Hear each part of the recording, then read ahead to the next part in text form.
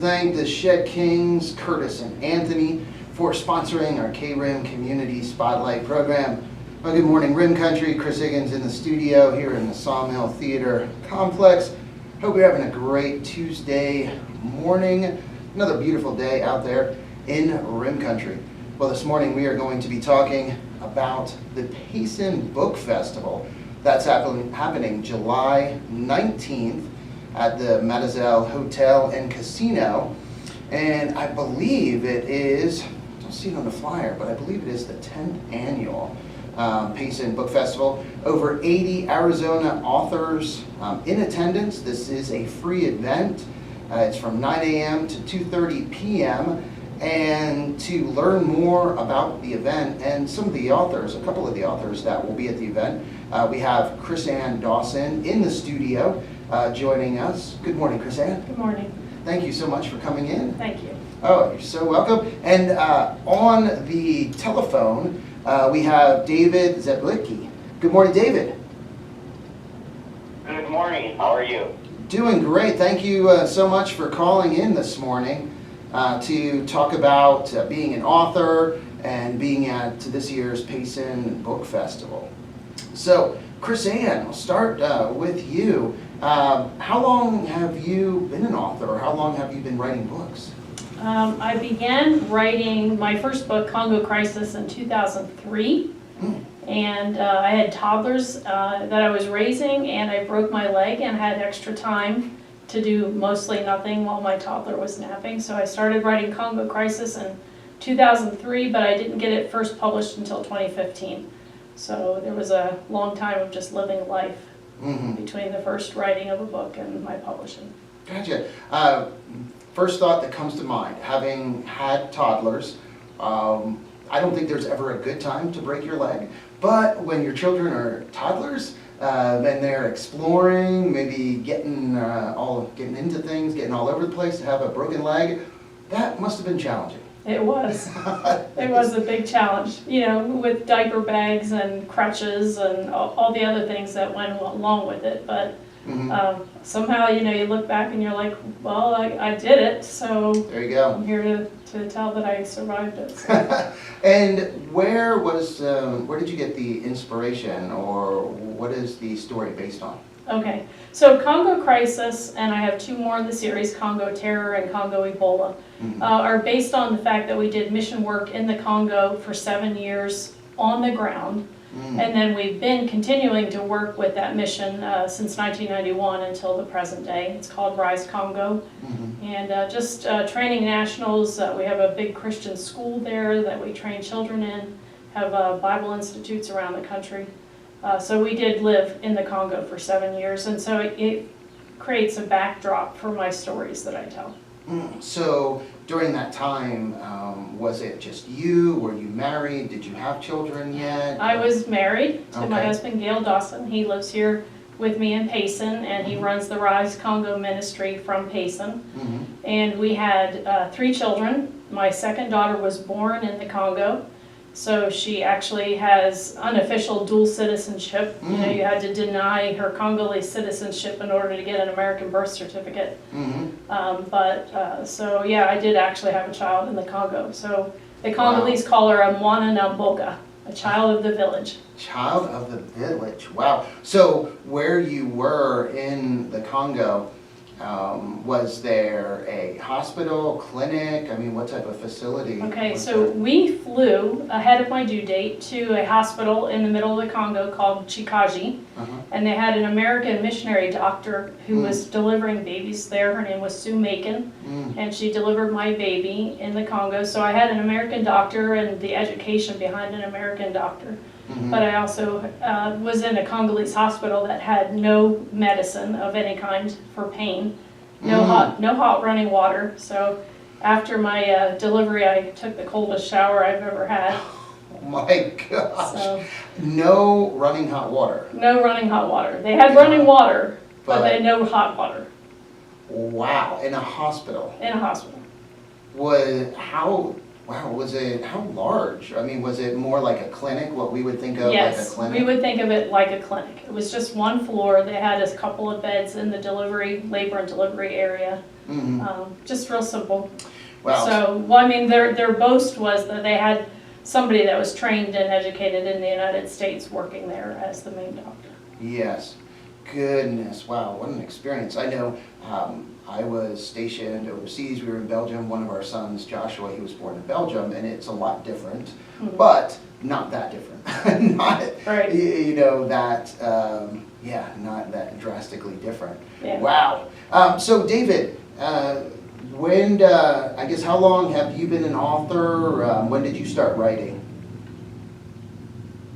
Yeah, so my first book, I've got 3 novels out there, but the first book, Mars 185, probably started writing about 20 years ago. My career had me traveling all over and staying in hotels at night, did a lot of reading, and I got to a point where I loved some of these books, but when it got to the end, it just was like the author knew the ending was coming, and it's like, instead of complaining about it, like maybe I've got a better story with a better ending. So I plugged away for a few years, and again, it was somewhere around I believe that the first book was published around 2008.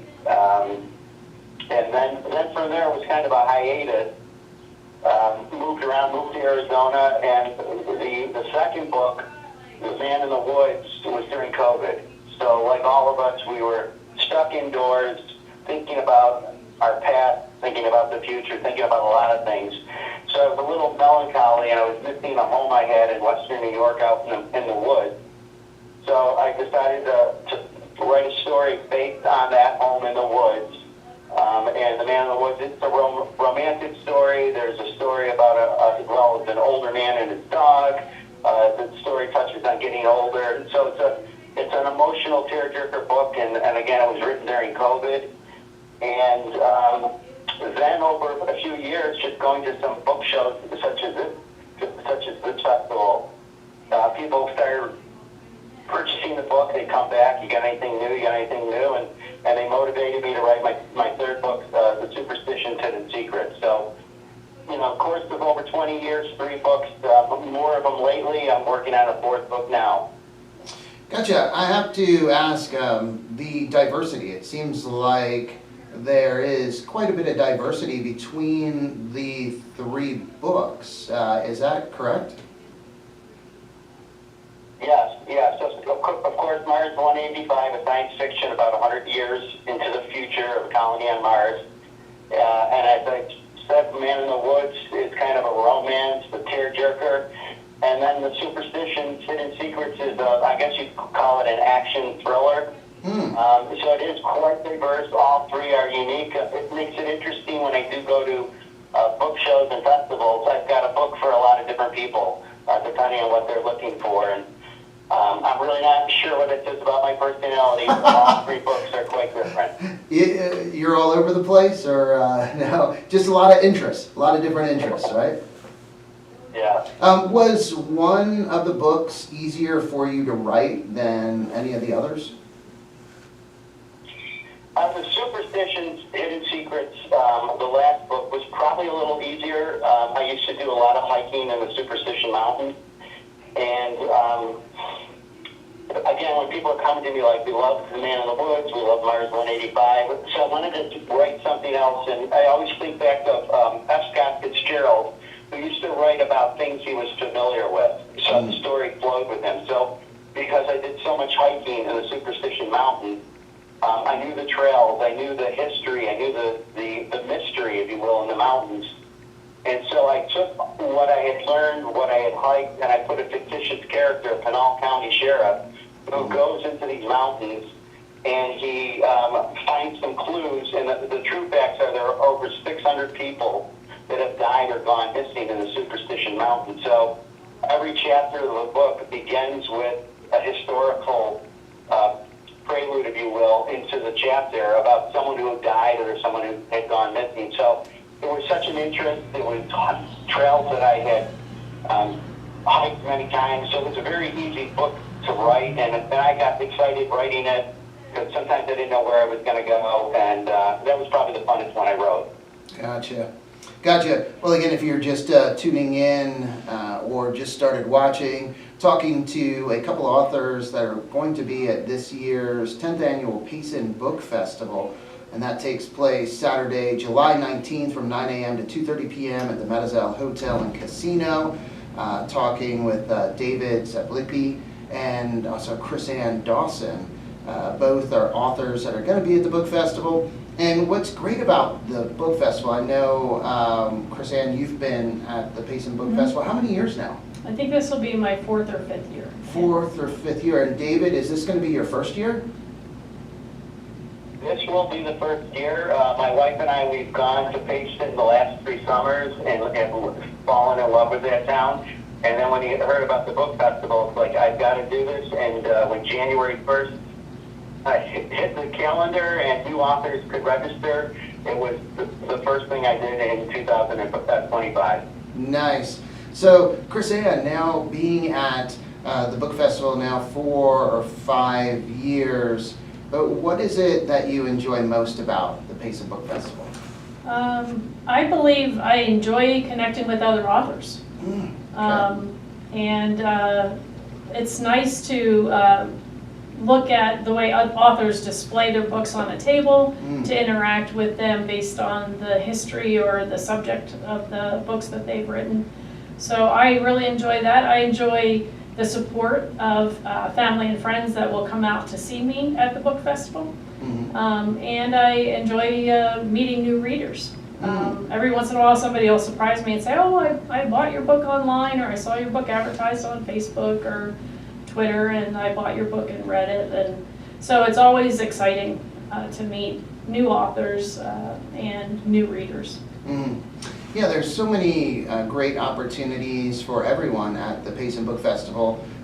You brought up a great point, authors getting a chance to visit with other authors, to see what they're doing, ask them questions about how they're doing it, Right.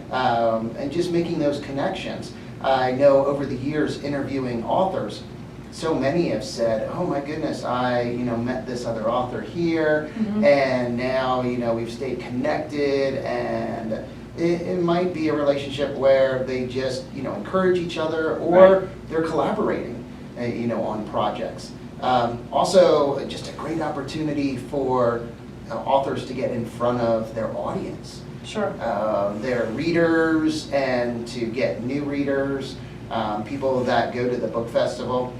Most of them, I believe the vast majority, love books, and they love the opportunity to talk to the authors and to meet them. Right. So, Chrisann, you talked about how you have the 3 books based on your experience in the Congo, and I don't want to say based on, but using that kind of as a backdrop. As a backdrop. Yeah. Thank you. But then you have a couple other books as well, don't you? I do. So the Congo books, the very first book, everything in the book we experienced. So if the characters are experiencing it, we experienced it. Gotcha. Book 2 is based on a news event where a few couples were kidnapped by rebels in eastern Congo back in like 2006.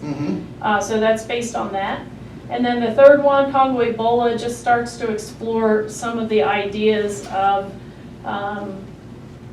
evil people that manipulate the Congo for their own benefit, their own profit. And before we move away from the Congo books, when you said that kidnapped, people being kidnapped, I seem to remember that, or have memories. So the Congo, during that time, it did have more of kind of a negative, kind of connection, or right. So the Congo's been in conflict most of its modern history. Wow. And that is because it's so wealthy that everyone around the world wants to control the wealth. And is that from like minerals? Yes, or what's mostly mined? minerals. So right now there is another conflict in eastern Congo based on minerals. And every cell phone and every laptop has a mineral called coltan. I think that's the trade name.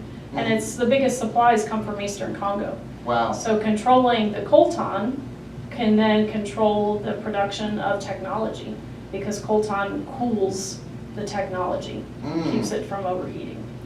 So, so they call that conflict minerals. Hmm. And even today, there's a lot of conflict in Eastern Congo, a lot of uprising, a lot of the United States is putting out, warnings about traveling to Eastern Congo. So, yeah, there's. Yeah. So it's a scary place, and it's because it's so wealthy. If it didn't have the mineral resources, people wouldn't be fighting over it. And probably other countries as well. Oh, sure. When I say people, I'm not talking about individual Yes, corporations. I'm talking about countries. countries wanting to control the uranium, the diamonds, the coltan. All of it. Yeah. Wow. So I could see where that could make for some very interesting stories. Yes. No shortage. No shortage of stories coming out of the Congo. Wow. So then your other two books. So I also am a lover of classic novels, and Jane Austen's one of my favorites. She wrote a book called Pride and Prejudice, where she created the perfect man, Mr. Darcy. Darcy. And I just went through the book, and as I was reading it, probably for the 10th time, I realized that she is a great reader of personalities and describer of personalities and weaknesses and character strengths. So I created a book called Principles and Proverbs from Pride and Prejudice, and then a companion book called Relationship Secrets from Pride and Prejudice. I'm currently editing for the final time almost, one on Sense and Sensibility, and then I'll do Persuasion and have a set of 3 devotionals based on Jane Austen's novels.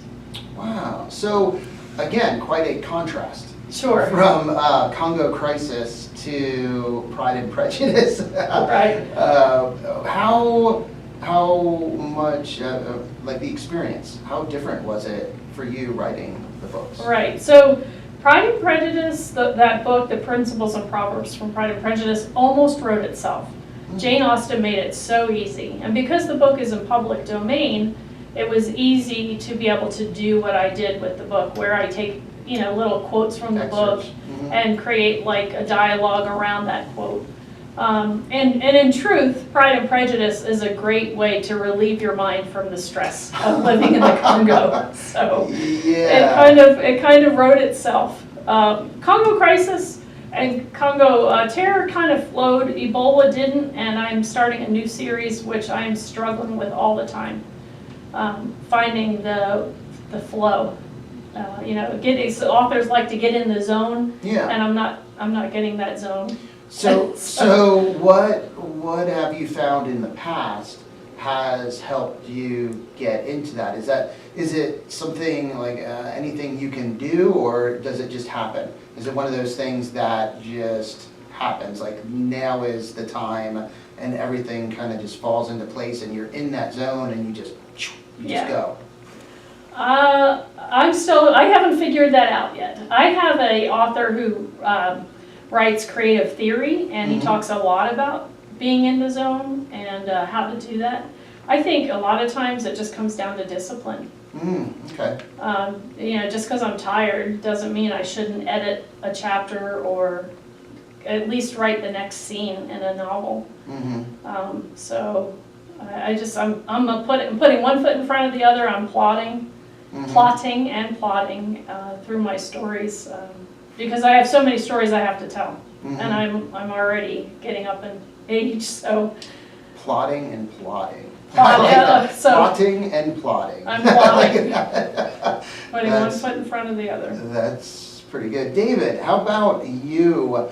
Have there been times that you are starting a book or so far into the book and you just kind of lose it, or it gets harder and you kind of have to get back in the zone? Yeah, absolutely. It happens quite a bit. I find myself sometimes just walking away, maybe reading a book, maybe something in a totally different genre, if you will, but just kind of giving your mind a break. Sometimes I'll write a little bit of an outline, like what are the next 5 scenes in the story? What would they look like? And then when you start putting things down, I like to have a lot of twists and mysteries in the story. So all of a sudden, a light bulb will go off, and you'll say, I'm going to need to put this into the story before the sometimes it's just stopping, making an outline. Some of the stories that I've written, I know what the ending is, I know what the middle is, I know the beginning, and it's filling in all the other parts. But I think all of us who write, there's always some type of writer's block, and we all have different techniques, and I haven't had the luxury of meeting a lot of authors. A lot of the shows that I've gone to are more craft shows and fair shows. I'm looking forward to talking with the other authors and seeing what they do, because we all have that. We all have writer's block at some time. So I'm really looking forward to this festival. That's a great point. I think that is true with a lot of things, where if we just think about it too long, or we're just, what is the word I'm looking for? We're just, that's all we can think about, and we're like, oh, we have to get this done. We have to figure this out. Walking away, and then coming back to it at a later time after your mind has been engaged on something else or doing something else. It does. It sort of allows your mind to maybe unlock or see things differently, and then figure it out, rather than just being hyper focused on it. And, oh, I have to do this. I have to do this. You mentioned, and that's where, like with the superstitions, out hiking and just being out in nature, out on the trails. Is there anything else that you found yourself drawing inspiration from, David? Well, I'm not sure how familiar you are with the Superstition Mountains, but again, a lot of mystery is involved there. So as I used to hike these mountains, there's a museum there. There's a lot of people that hang around and tell stories. I think there's even TV shows and YouTube channels on these mountains. So you get a lot of inspiration talking to these people. The Superstitions Hidden Secrets is at the Superstition Museum. There's a bookstore there, and they have a lot of different books pertaining to the superstitions. Some are fiction, some are nonfiction. But I've met some of the authors of some of those books, and you just start talking and sharing some of the stories that you've heard. And it's just, it really is a very mysterious place. So I got a lot of inspiration just talking to people and hiking, and my son's a big hiker and mountain climber in California, and he's gone to the Superstitions as well. And it's just a beautiful, beautiful place to hike, and not like a lot of other places, very different. So it's just inspiration just walking around and again, just talking to fellow hikers and people who are familiar with the mystery of these mountains. There you go. Well, again, we're talking with David Czaplicki and Chrisann Dawson, both authors that will be at this year's 10th Annual Payson Book Festival, taking place Saturday, July 19th, and that's from 9 a.m. to 2:30 p.m. at the Matazel Hotel and Casino. This is a free event. Admission is free. And all of the authors, there'll be 80 plus Arizona authors at the Payson Book Festival, and they'll all have their books for sale. And just such a great variety of books. You have the books that Chrisann and David have written, children's books, just across the board, every style or type of book, genre you can think of. There's also activities for children, the Kids Zone, and that is hosted by the Gila County Library District, where kids can create a book cover, write a poem, they can have stories read to them. So it's an event for all ages, just a wonderful event. And I think the best part of the event is being able to talk to all the authors, being able to learn more about them, and if anyone that attends the event has thought about writing or has a desire to write, that's something that, in again interviewing all the authors, they're so eager to share that with people in attendance. And Chrisann, is that something that you found people coming to you at the Payson Book Festival, just asking, how do I get started, or where do I start? Yeah, I think that's a big part of a book festival, is passing on the joy of having completed writing a novel, or a story, or a memoir, or a historical novel.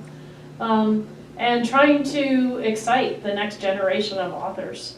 So a lot of times, if I don't know if David sees this, but when you have young children, 10, 11, 12 years old, coming to the book festival, you can tell right away that they're book nerds, that they love to read, they're avid readers. So I always say, are you a reader only, or are you going to be an author someday? And I try to encourage that child to start thinking about the idea or the possibility of writing a book as well as just reading the books.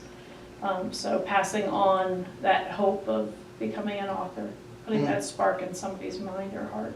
And David, the events that you've been at, I recall you saying you haven't maybe been at a lot of book festivals, but different events where you're selling your books. Do you find people, asking you about becoming an author, or, where or how they get started?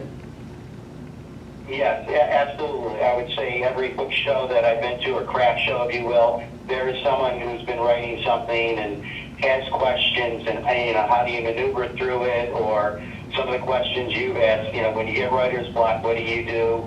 The last show I did, I remember a young gentleman, I'd say he was 12 or 13 years old, and he purchased Mars 185, and then when he walked away, him and his parents came back and they said, well, I don't recall his name, but he said he's writing a science fiction as well, and this is inspiration to him. And then him and I had a little longer conversation about writing a book and keep going. And if you have writer's block, it might take a couple of years to do, but he was really excited about it, and that kind of thing excites, I think, all of us who will be at the book festival when we hear about other people who are writing books as well. And again, I'm looking forward to speaking with a lot of the other authors there as well. No, that's great.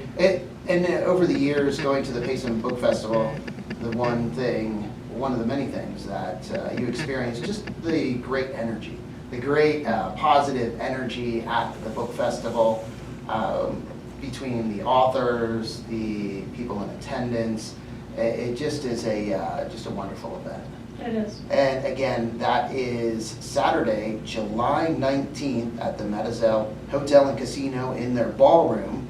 The time's 9 a.m. to 2:30 p.m. Admission is free. Over 80 plus Arizona authors in attendance. There's also a website. It's paysonbookfestival.org. And on that website, you can find out more information about the event, Kid Zone. You also can view all of the authors. They're listed alphabetically, and there's links to their websites, pictures of the authors and their books.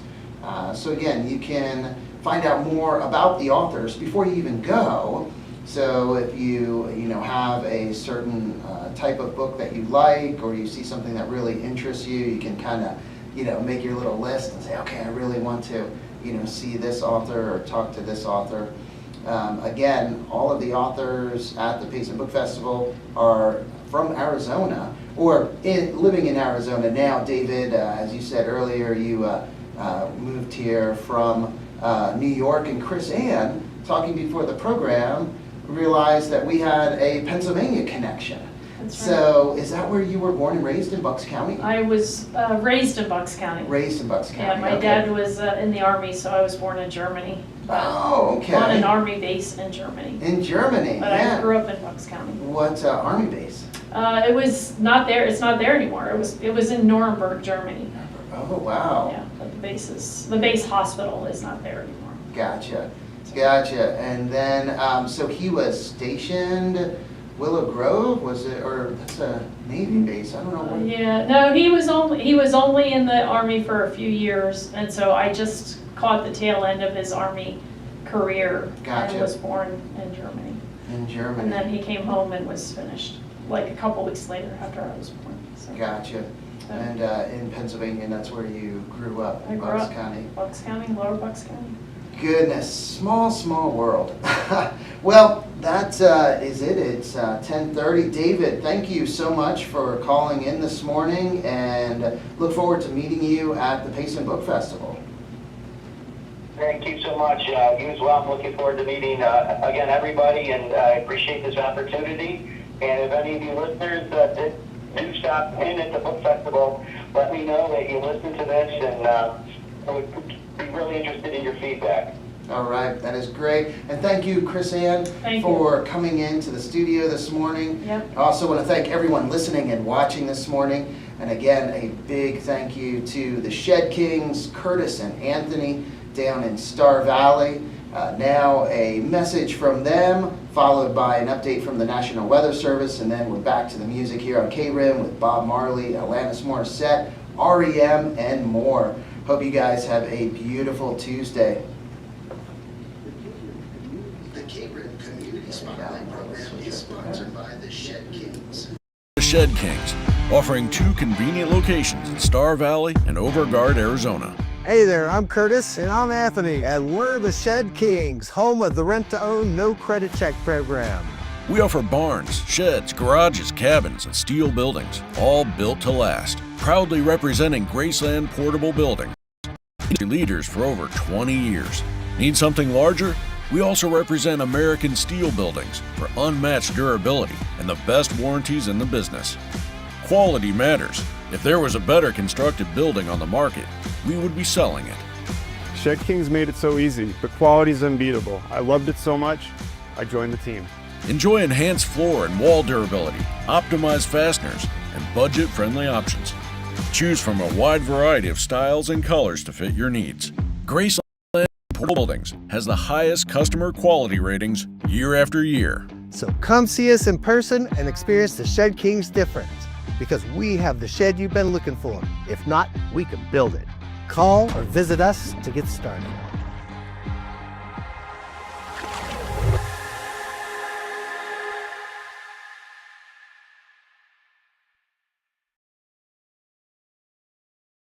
Welcome to Shed Kings, offering 2 convenient locations in Star Valley and Overgard, Arizona. Hey there, I'm Curtis. And I'm Anthony, and we're the Shed Kings, home of the rent-to-own, no-credit check program. We offer barns, sheds, garages, cabins, and steel buildings, all built to last. Proudly representing Graceland Portable Buildings, industry leaders for over 20 years. Need something larger? We also represent American Steel Buildings for unmatched durability and the best warranties in the business. Quality matters. If there was a better constructed building on the market, we would be selling it. Shed Kings made it so easy, but quality's unbeatable. I loved it so much, I joined the team. Enjoy enhanced floor and wall durability, optimized fasteners, and budget-friendly options. Choose from a wide variety of styles and colors to fit your needs. Graceland Portable Buildings has the highest customer quality ratings year after year. So come see us in person and experience the Shed Kings difference, because we have the shed you've been looking for. If not, we can build it. Call or visit us to get started.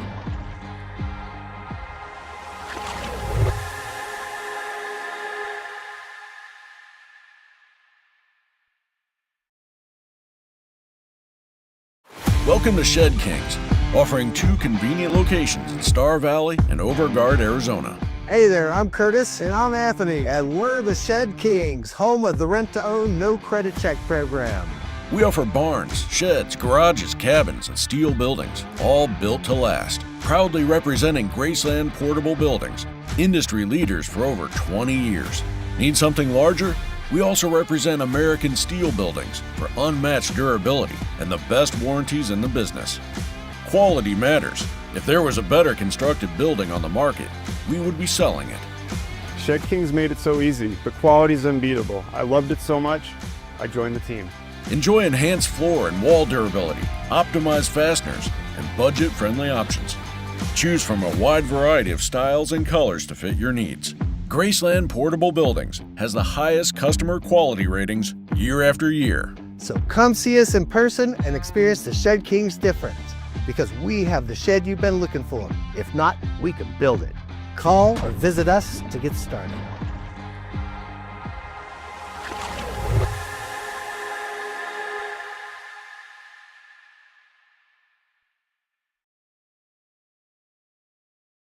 Welcome to Shed Kings, offering 2 convenient locations in Star Valley and Overgard, Arizona. Hey there, I'm Curtis. And I'm Anthony, and we're the Shed Kings, home of the rent-to-own, no credit check program. We offer barns, sheds, garages, cabins, and steel buildings, all built to last. Proudly representing Graceland Portable Buildings, industry leaders for over 20 years. Need something larger? We also represent American Steel Buildings for unmatched durability and the best warranties in the business. Quality matters. If there was a better constructed building on the market, we would be selling it.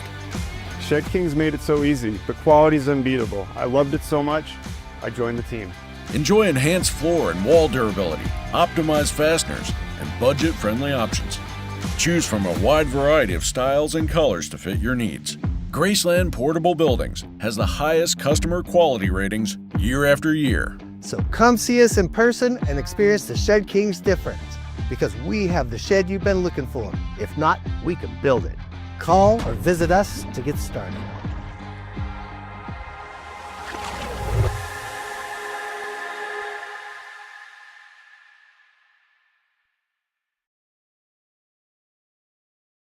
Welcome to Shed Kings, offering 2 convenient locations in Star Valley and Overgard, Arizona. Hey there, I'm Curtis. And I'm Anthony, and we're the Shed Kings, home of the rent-to-own, no credit check program. We offer barns, sheds, garages, cabins, and steel buildings, all built to last. Proudly representing Graceland Portable Buildings, industry leaders for over 20 years. Need something larger? We also represent American Steel Buildings for unmatched durability and the best warranties in the business. Quality matters. If there was a better constructed building on the market, we would be selling it. Shed Kings made it so easy, but quality's unbeatable. I loved it so much, I joined the team. Enjoy enhanced floor and wall durability, optimized fasteners, and budget-friendly options. Choose from a wide variety of styles and colors to fit your needs. Graceland Portable Buildings has the highest customer quality ratings year after year. So come see us in person and experience the Shed Kings difference, because we have the shed you've been looking for. If not, we can build it. Call or visit us to get started.